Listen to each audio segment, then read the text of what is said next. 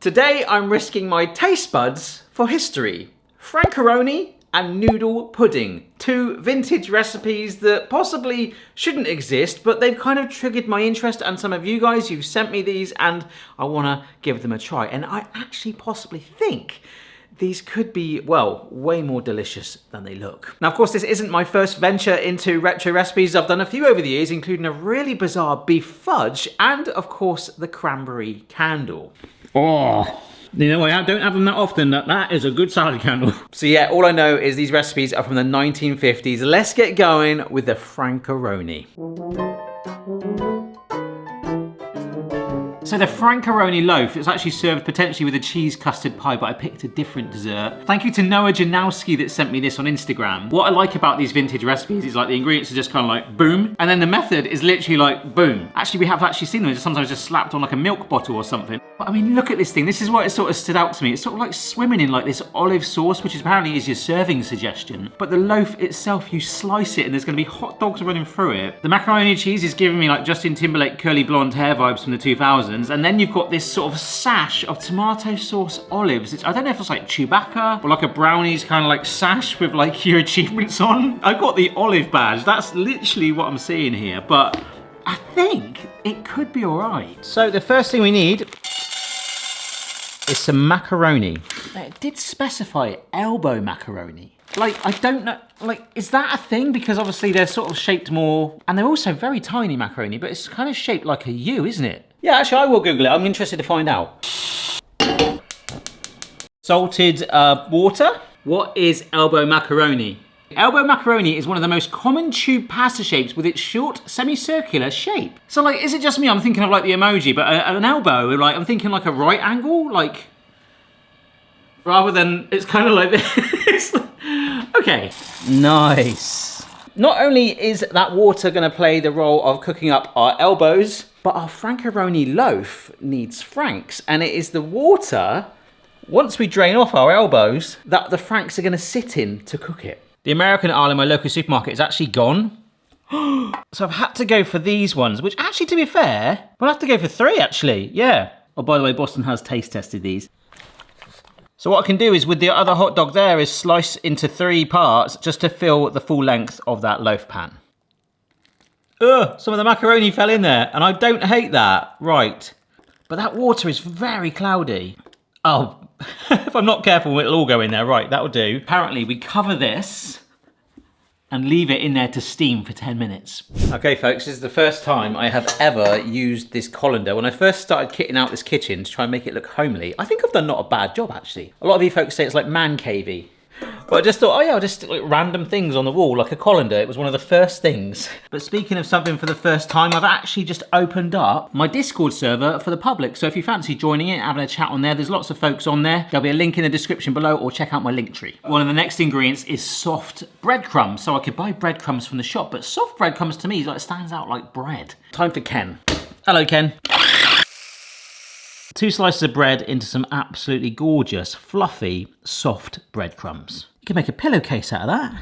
What I actually quite like is for the next step, it just says, combine the next 4 ingredients together. So like in that list of ingredients, just chuck them in. One of those is 2 eggs, grated cheese, and it insisted, I love this, it's like it must be processed. Milk. Okay, and the last thing, it was to get some, oh, this is actually pickle. So it's got a mixture of onion in it as well, but it does have dill in it. So dill pickle, dill relish is what it's saying to get. Any excuse to buy more pickle is great. Why does that smell of coffee? But going back to the picture now, we can see why there's sort of like an omelette texture with those eggs in there around our franks. In fact, let's check those out. Ooh. So the smoky smell has gone even more dominant now. And I don't know if it's just my eyes, but with it being in the water, it could be like fooling them. It does look like they've slightly got bigger. But they have got to come out here for the time being, so we are draining off that fluid. Oh wow, and even just holding one of the offcuts, it does feel like softer now. It's just a really strong smoky scent, and in the words of Jaws, you're gonna need a bigger boat, we're gonna need a bigger bowl for this step. So we add in the breadcrumbs. It does say to add some salt, so I will season it now. And then the cheesy, milky, pickly dilly mixture goes on top. The cheese looks like grated carrot. But of course that's gonna melt and everything. It does feel like quite stubborn too, like a good platform, which is perfect for the dogs. Brilliant, that's come together really nicely. Right, smell update. It now doesn't smell of coffee, it just smells of bread. So just buttering the base and the sides to hopefully encourage it to plop out later on. But I saw this and it was like, oh my gosh, that looks bizarre. It looks bizarre, but I thought, wow, do you know what? I think that actually tastes all right. If I just use some of this as a bit of a spacer to try and keep that gap. So there will be a little gap at the front when we take it out. Hot dogs won't be showing, but it's gonna, we're gonna slice into it and there'll be some sort of surprise. I mean, look at this, is ridiculous. Yeah, it just says to cover it with the remaining mixture, not to put foil on it. So in that goes for 45 minutes, which gives me a little chance to taste the olives and I think primarily do a bit of washing up. But olives first. We have to warm these stuffed olives up in tomato sauce. I should have just bought sliced olives, but it says to buy stuffed ones, and the only ones I could get were ones stuffed with anchovies.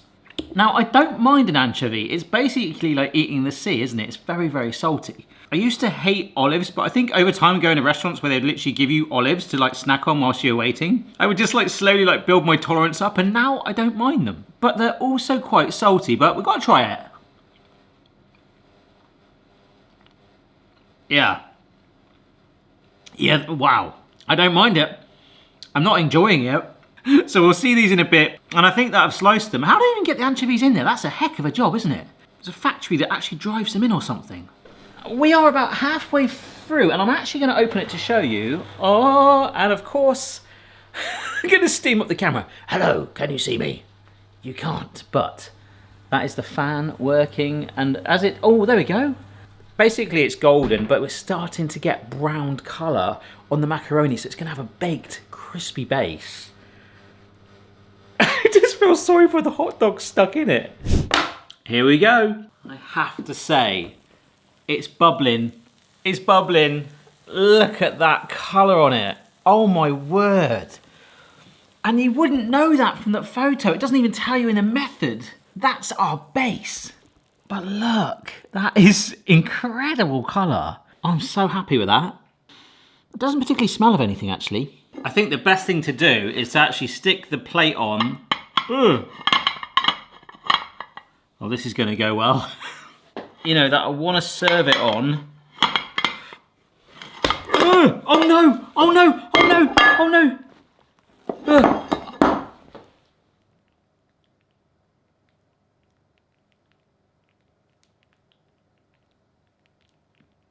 Oh, I think I can save it because ultimately this is the bottom. And I'm the only one that's going to be eating this, so yeah, okay, we'll we'll make it work. So I'm hoping just by rebaking that for a moment, it's going to sort of fuse together the center a little bit and let it maybe have some stability. Otherwise, it's going to basically be an omelette, isn't it? Mac and cheese omelette. This time I need to get you out of the way. So that's the plate I was using, but I've just found this slightly larger one. I'm going to move you back a little bit just in case. There you are. So this is very Indiana Jonesy. I've just got to try and guess that I'm as near to the center as I can. Oh. I don't know how much of it is on there. A lot of it's fallen out, to be fair, but I'm going to let it cool for a little bit. When it comes to the sauce, well, it says to heat it in a pan, but I've got Mike. So I've got some passata here, which is going to act as the lake that it sits in and potentially the band along the top. It says to put some olives in it, so we'll do a couple, but we want to save the rest for garnish. And in a strange way, as that does cool down, it might firm up. It's just more, if that base is stuck. We're going to unveil our twice-baked Frankaroni loaf, but it'll actually be an open face one. That's what we'll go for.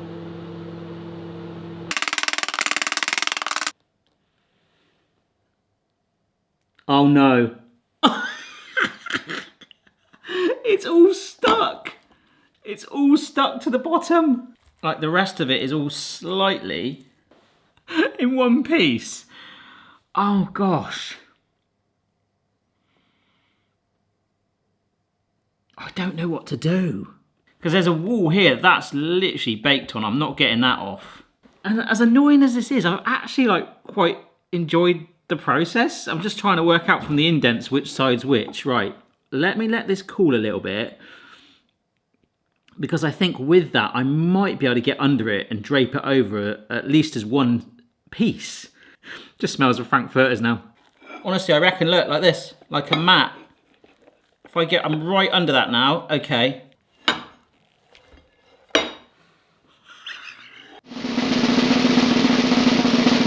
Oh, come on. Oh, come on. Okay, okay. Okay. I mean, it looks just like the recipe card. In fact, I would say, I didn't know if that was going to be possible. It looks worse than it. So here is our sauce going around the outside. Look at this. This is what we're going for. Little reminder on the screen. And then there's just some random olives shoved around. It's a bit savage at the front, isn't it? Oh my gosh. Sorry guys, right. Let's have a taste of this. I don't think it's going to look like it did in the photo. And in fact, I know that this end is where there's like the whole frank. So this might give us a slightly better chance. But half of them are escaping anyway. Okay. So I've got one left in there. But it's actually surprised me more than the photo because you have got this golden crust. So you're not getting that curly hair look, you're getting this lovely golden char. It's the eggy mac and cheese bit in the middle, which is absolutely fine. Did I just say that? Absolutely fine? Like, as fine as it could be. Right, I'll just try this, whatever that bit is. It's like a very bland mac and cheese that needs seasoning. The sauce, I only got a little bit of that, thank goodness that was there.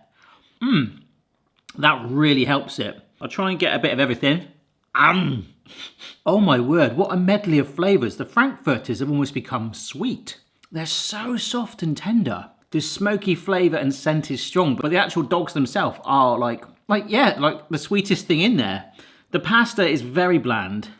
The charred edges at least gives it a little bit of texture, but not really much flavour. The thing saving this is the tomato sauce around the edge, because otherwise it would be very like dry. You could just like squirt some ketchup on it or your favourite sauce of choice just to kind of help it go down, because it is on its own very, very stodgy indeed. But hey, for the 50s with those ingredients and one paragraph of method, if I was to make it again, I would line it just to make sure that you got it out absolutely perfectly. Yeah, because I'm going to be spending my evening trying to chisel some of these sides off that are literally welded on there. So, as delicious as that was, I feel like I need some dessert now. What the heck just went on? Dessert is this from 1973, so 20 years almost younger than our main meal contraption. Cooked to freeze, designed to be cooked and frozen ahead and then brought to life at your dining table is noodle pudding. It looks like a load of scrambled egg with like random bits of nuts and leaves scattered all over it. But again, for me, this one, it sounds like a bit odd, like, oh, noodle pudding. Okay, fine. It's got a cornflake topping. I think it's gonna be really, really good. The first ingredient was wide noodles, and I was thinking, oh, right, do I go get some like crazy rice noodles or something? Well, Google suggested this. This is some wide pasta. I wanna call it pappardelle. One of you must have a dad called Del. Right, is your pappardelle, but I think it's pronounced pappardelle. But these are some blooming big wide pasta sheets, and it suggested that this is what would be used for wide noodles. Oh gosh, I assume these sort of rolled up elements of it will just sort of unfurl, so we'll just have to stick with it like that, but use a bigger saucepan. I do love thick pasta though, it's gorgeous, isn't it? Meanwhile, I've been starting to get my ingredients together, so I've got some white sugar here. I've got some butter. So yeah, apparently that needs to be melted. I'm not having a good day today. I just walked over to the pasta, came back. I've opened it up, and the butter has literally exploded all over my microwave. Anyhow, our butter is melted. Drained it off. I'm just gonna let that stand for a little bit to cool down because there's a lot of bits going in here. I will get that melted butter in now, just because I want it to kind of like soak between the pasta. This is 6 eggs, it says to lightly beat them. So actually some fairly similar steps to the old Frankaroni. This is a load of buttercream, oh my word. And last but not least is some raisins. Raisins are so expensive, folks. Like, honestly, this ingredients list, it wasn't the budget of a 1950s recipe, let's put it that way. I wonder how much this recipe would have cost to make back then. That's quite interesting, isn't it? But let's bring that bowl back in. Dump that on top. Look at that. Oh my word. Gently so that we're not disturbing the pasta too much, but just try and lift some of those raisins. You can already see they're sort of getting caught in the pasta, like a little bit like a net. Oh my word. Oh! So I've lightly greased that dish all over, and we'll probably have a bit more butter at the end for the coating with the cornflakes, all being well, but, you know, let's not get ahead of ourselves here. This is looking very bizarre. Yeah, and I had to take out a mortgage to basically get these raisins. I couldn't believe the price of them. As this cools now, a little bit like an old school rice pudding. In fact, there are some similarities here. Look at all these fat trails that have come to the top. It's going to be really interesting to see what happens as that bakes. And if you were watching closely, you would have seen that it also needed sugar. I've forgotten to add that in, so good job, we're not too late. I'm stirring that in now. It's going to be absolutely fine. We'll see you in about half an hour. In it comes. Again, like it's like puffed up and like a big creamy omelette. And I'm worried if I left it much longer, I gave it the half an hour it said, like the pasta's really starting to catch there. So this is the time where you'd let it cool fully and then put it in the freezer for another day. However, we will push on. So our topping is actually quite a fun one. In here, we've got some cornflakes and some pecans or pecans. And I could use a rolling pin to do this, but I just feel there's something really fun about just crushing that up. Oh, what a noise. Apparently some light brown sugar goes on too. And this is our topping along with one other ingredient. So as I was saying, from that image, it looked like we had sort of like, was it scrambled egg with leaves on it? You can sort of see we're bringing that to life, but with sugar, with cornflakes, and with the nuts. And a little old school, we're gonna add some more butter. And there it is. So around about 15 minutes apparently, and what I like about these vintage recipes is it's kind of like the unknown. It's like these are the steps. We're not going to tell you what you should look for, what it's going to actually end up looking like. I'm really interested to see what that cornflake topping does, but I don't think it's going to be anything bad. Oh my word. It's strange because the actual blobs of butter have pretty much all stayed there. But in certain places, they have actually blended in with the sugar and the cornflakes to potentially make an epic crunch. This smells amazing. Oh, the crunch. It's like breaking through sand.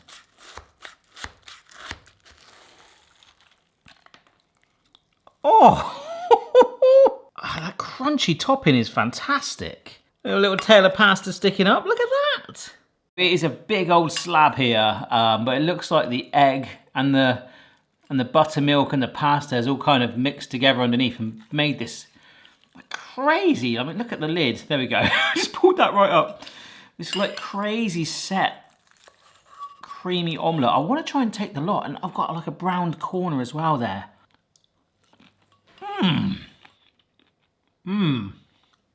Yeah. Okay. Can I just say, the topping alone is fantastic. I would put that on loads of cakes. The sugar with the cornflakes and the nuts, that works amazingly. But it's that sort of base bit. I've never did a recipe on making homemade ricotta. But it feels like that's what we've made. But the texture of the pasta and blending that crunchy topping in and having a little bit of cream with it, or ice cream or custard or something. I mean, it's very Moorish. That's actually pretty good. Oh, the nuts as well. The toasting flavour of that. What I think I would like to do, just to improve that basically with what was already there, is if we like pre-toasted some of the nuts, mix that in with it, because that flavour then, it's really enhanced it. A few more raisins, maybe some vanilla. But of course you have to bear in mind this was a recipe from the 70s. The other one was from the 50s. This one was a lot easier to make. Indeed, the serving suggestion of the Frankaroni.